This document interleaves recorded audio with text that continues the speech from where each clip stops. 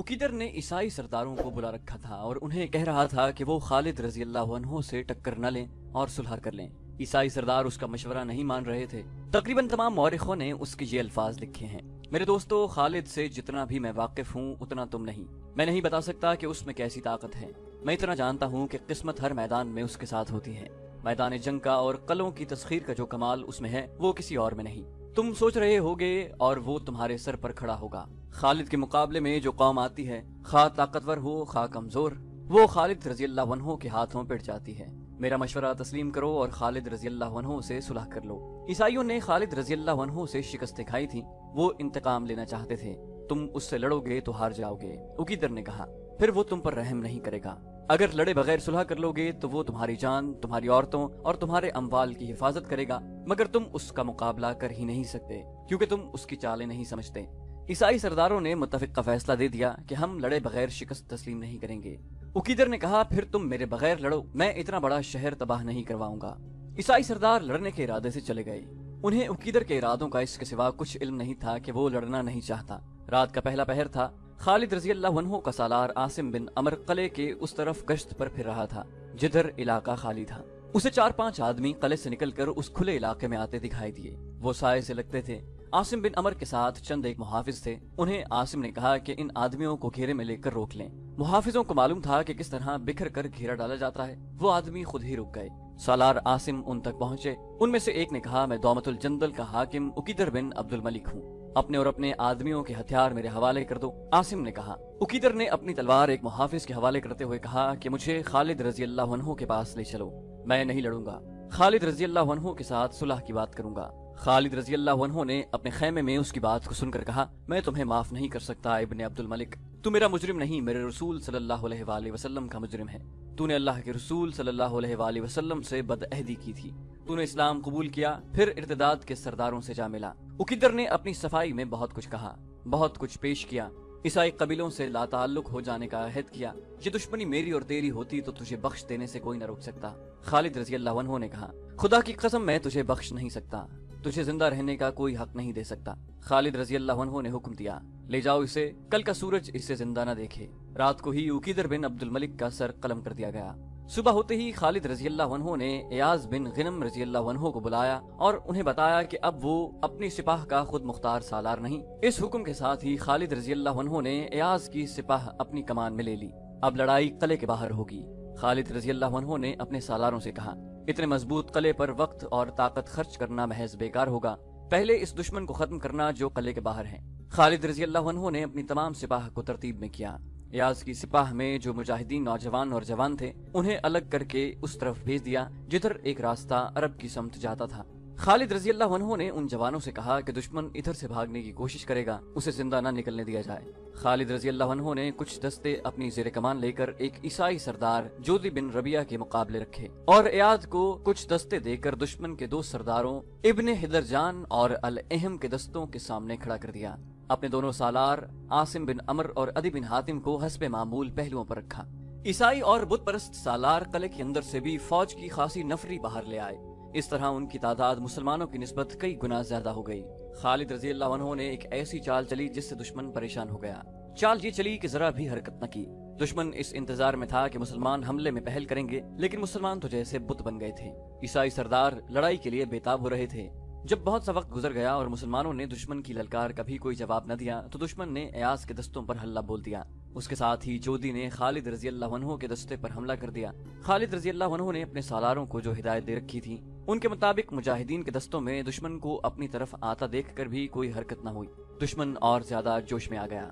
जब दुश्मन की सिपाही मुसलमानों की सफों में आए तो मुसलमानों ने उन्हें रास्ता दे दिया। ये ऐसे ही था जैसे घूसा किसी को मारो और वो आगे से हट जाए।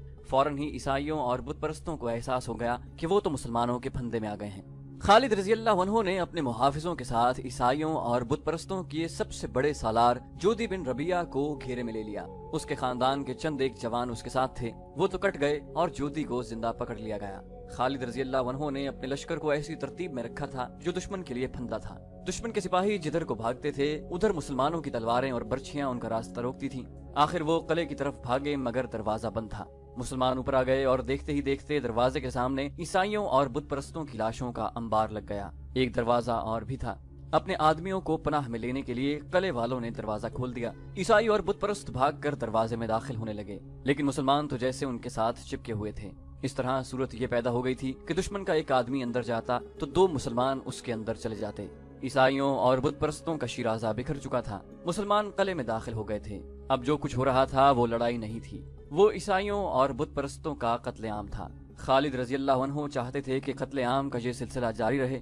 یہ اگست 633 عیسوی کے جمادی الاخر 12 ہجری کے وسط کے دن تھے۔ خالد رضی اللہ عنہ نے جودی بن ربیعہ اور اس کے تمام ساتھی سالاروں اور سرداروں کو سزائے موت دے دی تھی۔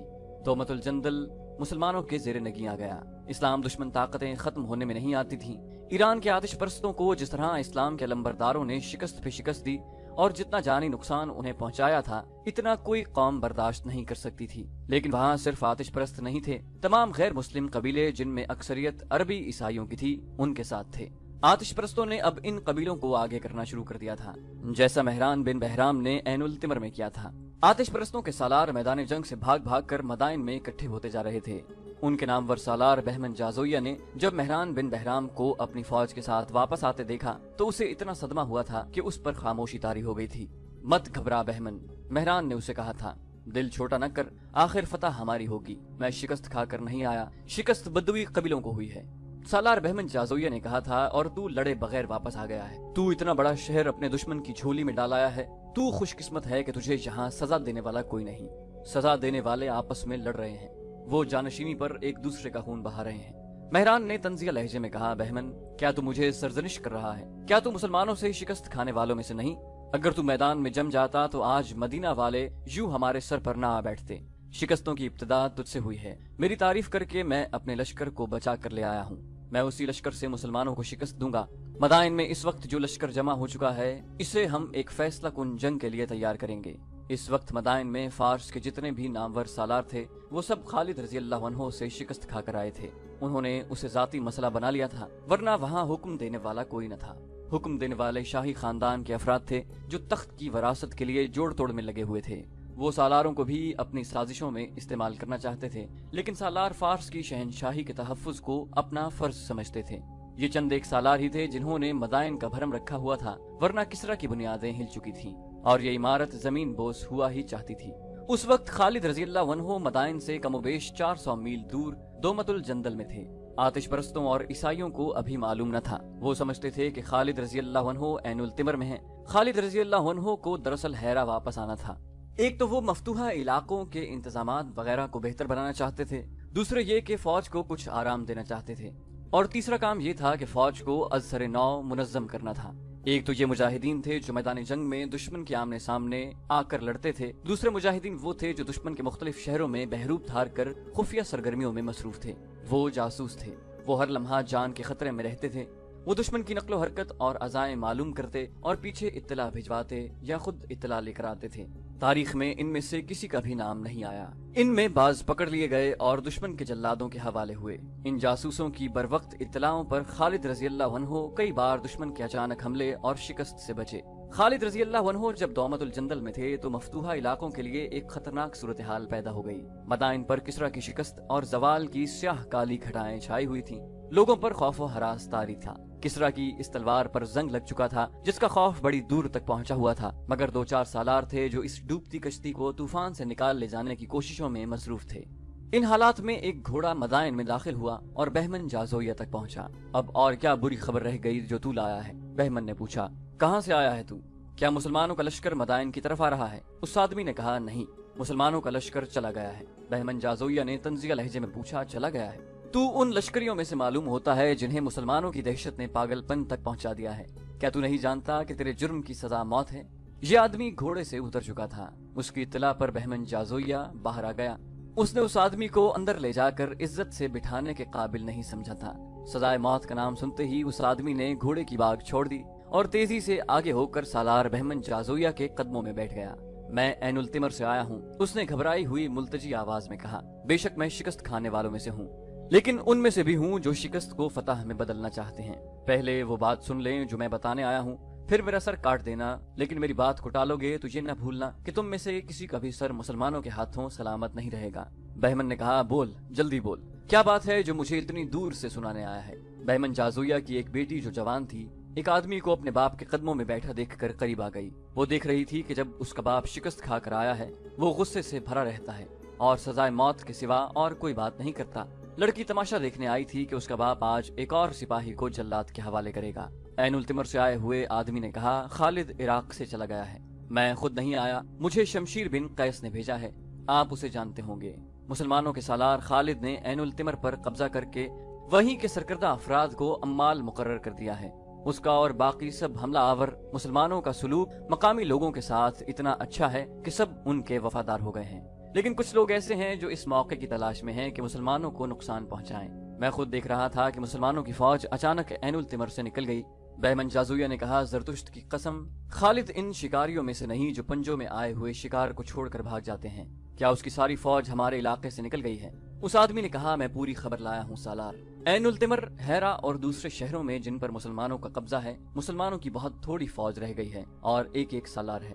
मालूम हुआ है कि मुसलमानों का बड़ा लश्कर दौमतुल जंदल चला गया है, जहां उनकी किसी के साथ लड़ाई हो रही है। शमशीर बिन कैस ने मुझे आपके पास इस पैगाम के साथ भेजा है कि ये वक्त फिर नहीं आएगा। इस वक्त अपने मफतूहा इलाके मुसलमानों से छुड़ाए जा सकते हैं। कुछ और सवालों जवाब के बाद बहमन जाजुया को यकीन हो गया कि ये आदमी गलत खबर नहीं लाया है। बहमन को मालूम था कि दौमतुल जंदल कितनी दूर है और वहां तक पहुंचने और वापस आने में कितना वक्त लगेगा।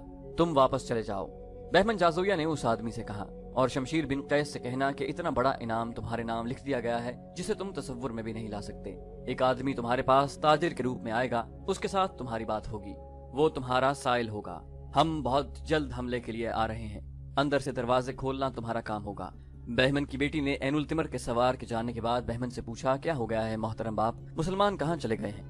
बहमन ने बेटी को फरते मुसर्रत से गले लगाया और पुरजोश और पुरअज़्म आवाज में बोला, मेरी प्यारी बेटी, मुसलमान वहीं चले गए हैं जहां से आए थे। मैंने कहा था कि वो मदाइन तक पहुंचने की जरूरत नहीं करेंगे, उन्होंने जो फतह हासिल करनी थी वो कर चुके हैं, अब हमारी बारी है। अब मैं अपनी बेटी को मुसलमानों की लाशें दिखाऊंगा। बेटी ने बच्चों के से इश्तियाक से पूछा, कब? मुझे खालिद की लाश दिखाना मोहतरम पिदर, जहाँ सब कहते हैं कि वो इंसानों के रूप में आया हुआ जिन है। बहमन जाजुया ने बड़ी जोर का कहकहा लगाया। बहमन जाजुया का ये फातिहाना और तंजिया कहकहा पहले किसरा के महल्लात में पहुंचा, वहां से सालारों तक गया, फिर मदाइन की हजीमत खुर्दा फौज ने सुना और फिर ये अहकाम और हिदायत की सूरत इख्तियार कर गया। बहमन जाजुया की बेटी ने अपनी तमाम सहेलियों और शाही महल की औरतों को और जिसके साथ भी उसने बात की ये अल्फाज कहे, मैं तुम्हें खालिद रज़ी अल्लाह अन्हु की लाश दिखाऊंगी। तकरीबन हर लड़की और हर औरत का यही रद्द अमल था। कहते हैं खालिद को कोई नहीं मार सकता, वो इंसान नहीं, उसे देखकर फौजें भाग जाती हैं। शाही अस्तबल में जहाँ शाही खानदान और सालारों के घोड़े होते थे, गहमा गहमी बढ़ गई थी। साइसों को हुक्म मिला था कि घोड़े में जरा सा भी नक्स या कमजोरी देखें तो उसे ठीक करें या उसे अलग कर दें। बहमन जाजुया की बेटी इस तरह हर तरफ फुदकती फिर रही थी जिस तरह ईद का चांद देखकर नए कपड़ों की खुशी में नाचते कूदते हैं। वो अस्तबल में गई, वहाँ उसके बाप के घोड़े के साथ उसका अपना घोड़ा भी था जो बाप ने उसे तोहफे के तौर पर दिया था। मेरे घोड़े का बहुत सारा ख्याल रखना, उसने अपने खानदान के साइस से कहा। एक उधेड़ उम्र साइस जो 3-4 महीने पहले इस अस्तबल में आया था, दौड़ा आया और लड़की से पूछा कि अपनी फौज कहीं जा रही है या मदीना के लश्कर के हमले का खतरा है। लड़की ने कहा, अब तुम मदीना वालों की लाशें देखोगे।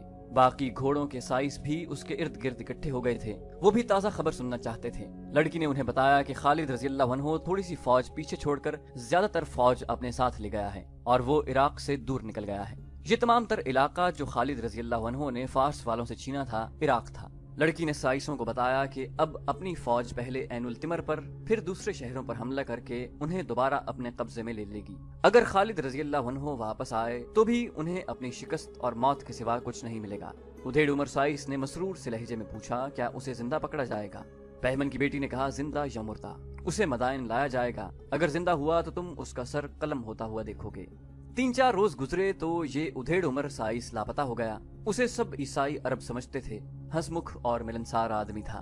सिर्फ एक साइस ने उसके मुताल्लिक बताया था कि वो कहता था कि वो अपने कबीले में वापस जाना चाहता है, जहाँ वो कबीले की फौज में शामिल होकर मुसलमानों के खिलाफ लड़ेगा।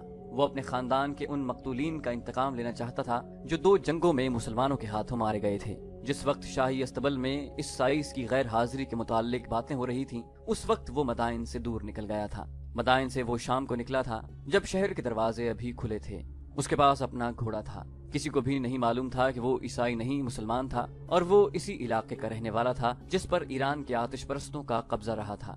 वो मुसन्ना बिन हारिसा का छापा मार जासूस था।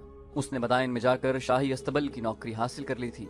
बहमन जाज़ोया की बेटी से उसने इराक से खालिद रज़ी अल्लाह अन्हु और उनके लश्कर की रवानगी और मदाइन के सालारों के अज़ाइम की तफसील सुनी तो वो उसी शाम मदाइन से निकल आया। ये इत्तला बहुत कीमती थी।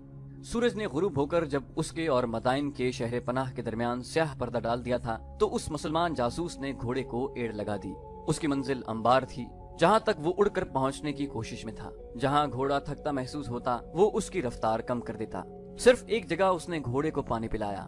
अगले रोज का सूरज उफक से उठ आया था जब वो अंबार में दाखिल हुआ और कुछ देर बाद वो सालार जबरकान बिन बदर के पास बैठा हुआ था। वो हाँप रहा था। उसने हाँपते हुए सुनाया कि मदाइन में क्या हो रहा है। मैं उसी रोज आ जाता जिस रोज मुझे बहमन की बेटी से ये खबर मिली थी, लेकिन मैं वहाँ 3 दिन ये देखने के लिए रुका रहा कि दुश्मन की क्या क्या तैयारियां हैं और वो सबसे पहले कहाँ हमला करेगा। इस शख्स को जिसे तारीख ने एक जासूस लिखा है, मदीना की फौज के सालार जबरकान बिन बदर को जो तफसीली रिपोर्ट दी वो तारीख का हिस्सा है और तकरीबन हर मौरख ने बयान किया है। खालिद रज़ी अल्लाह अन्हु जब ऐनुल तिमर से अयाज बिन ग़नम की मदद के लिए दोमतुल जंदल के लिए रवाना हुए तो ऐनुल तिमर से एक ईसाई अरब ने मदाइन इत्तला भेजी थी कि खालिद रज़ी अल्लाह अन्हु इराक से चले गए हैं। उनकी मंजिल दोमतुल जंदल बताई गई।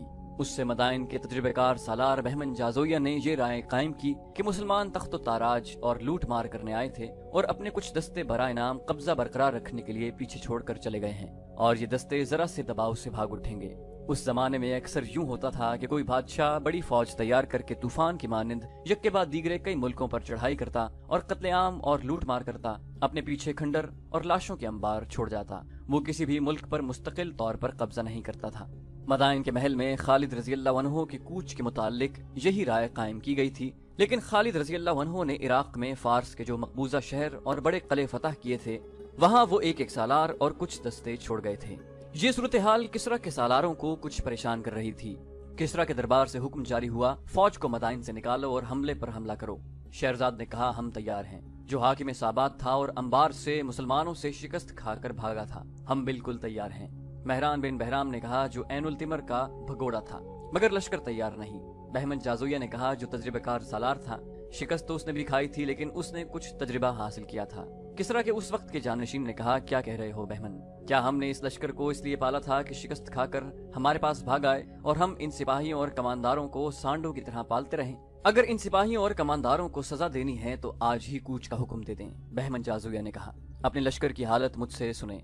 उसने अपने लश्कर की जो कैफियत बयान की वो मौरखों और बाद के जंगी मुबस्सिरों के अल्फाज में यूं थी कि फारस की इस जंगी ताकत के पुराने और तजुर्बेकार सिपाहियों की बेशतर नफरी मुसलमानों के हाथों 4-5 जंगों में मारी जा चुकी है या जिस्मानी लिहाज से माजूर बल्कि अपाहिज हो गई है। खासी तादाद जंगी कैदी थी और लश्कर के जो सिपाही और उनके कमांडर बच गए थे वो ज़हनी माजूर नजर आते थे। 3 अल्फाज मदीना, खालिद बिन वलीद और मुसलमान उनके लिए खौफ का बायस बन गए थे। वो फौरी तौर पर मैदान जंग में जाने और लड़ने के काबिल नहीं रहे थे।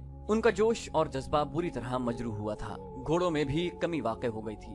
बहमन जाज़ोया ने दरबार खास में बताया कि जो ईसाई कबीले उनके इत्तेहादी बनकर लड़े थे उनकी भी यही कैफियत है। महरान बिन बहराम ने उन्हें ऐनुल तिमर में जो धोखा दिया था उसकी वजह से वो फारस वालों के साथ मिलने से इनकार कर सकते थे। बहमन जाज़ोया ने कहा, फिर भी उन्हें साथ मिला लिया जाएगा, लेकिन अपने लश्कर के लिए 1000 हाथ जवान आदमियों की भर्ती की जरूरत है। हमें अपने लश्कर में नया खून शामिल करना पड़ेगा। इन जवानों को हम बताएंगे कि मुसलमानों ने उनकी शहनशाही को, उनकी खैरत को और उनके मजहब को ललकारा है। अगर इन्होंने मुसलमानों को सफाए हस्ती से मिटा न दिया तो इन पर जरतुश्त का कहर नाजिल होगा। इनकी जवान और कंवारी बहनों को मुसलमान अपनी लौंडियां बनाएंगे। इतने ज्यादा लश्कर की क्या जरूरत है? महरान बिन बहराम ने कहा, इत्तला तो ये मिली है कि हर जगह मुसलमानों की नफरी बराए नाम है। हर शहर और हर कले में हमारे अपने आदमी मौजूद हैं। शहरजाद ने कहा, इस वक्त वो मुसलमानों की मुलाजिमत में है, लेकिन उन्हें जब पता चलेगा कि फारस की फौज ने शहर का मुहासरा किया है तो वो अंदर से कले के दरवाजे खोल देंगे। बहमन जाज़ोया ने शहरजाद की बात पूरी करते हुए कहा, तुम झूठी उम्मीदों के सहारे लड़ाई लड़ना चाहते हो। मुझे इत्तलाएं मिलती रहती हैं, मुसलमान अपने मफ्तू और महकूम लोगों के साथ इतना अच्छा सलूक करते हैं कि उनके साथ कोई आदमी बेवफाई नहीं करता। अगर फातेह अपने मफ्तूह की जवान और हसीन बेटियों की तरफ आंख उठाकर भी न देखे और उसकी इज्जत और अम्वाल को तहफ्फुज दे तो मफ्तूह ऐसे फातेह के साथ कभी बेवफाई नहीं करेगा। शाही खानदान के किसी फर्द ने कहा, न सही, इतने ज्यादा लश्कर की फिर भी जरूरत नहीं। बहमन जाज़ोया ने कहा, ये इन सालारों से पूछें जो मुसलमानों से शिकस्त खाकर आए हैं। میں تو کہتا ہوں کہ مسلمان جتنے تھوڑے ہوتے ہیں اتنے ہی زیادہ طاقتور ہوتے ہیں۔ میں کوئی خطرہ مول نہیں لینا چاہتا۔ یہ بھی خیال رکھیں کہ مسلمان قلعہ بند ہوں گے، انہیں زیر کرنے کے لیے ہمارے پاس 10 گنا نفری ہونی چاہیے۔ میں اپنی جوابی کارروائی کو فیصلہ کن بنانا چاہتا ہوں۔ یہ خیال بھی رکھو کہ ہم ایک دن میں مقبوضہ شہر مسلمانوں سے واپس نہیں لے سکتے۔ مسلمان جہاں مقابلے میں جم گئے وہاں ہمیں مہینوں تک باندھ لیں گے۔ اس عرصے میں خالد رضی اللہ عنہ اپنے لشکر کے ساتھ واپس آ سکتے ہیں۔ اس کے واپس آ جانے سے صورتحال بالکل ہی بدل جائے گی۔ اگر ہمارے لشکر کی نفری کم ہوئی تو اس جنگ کا پانسا پلٹ سکتا ہے۔ ہم لشکر تیار کر کے اسے کئی حصوں میں تقسیم کریں گے اور ایک ہی وقت ہر جگہ حملہ کریں گے۔ کیا خالد رضی اللہ عنہ کے خاتمے کا کوئی انتظام نہیں ہو سکتا؟ کسرا کے جانشین نے پوچھا۔ بہمن جازویہ نے کہا، یہ انتظام بھی میرے پیش نظر ہے۔ دیکھ بھال کے لیے میں تیز رفتار گھڑ سوار ہر طرف پھیلا دوں گا۔ خالد رضی اللہ عنہ جدھر سے بھی آئیں گے مجھے اطلاع مل جائے گی۔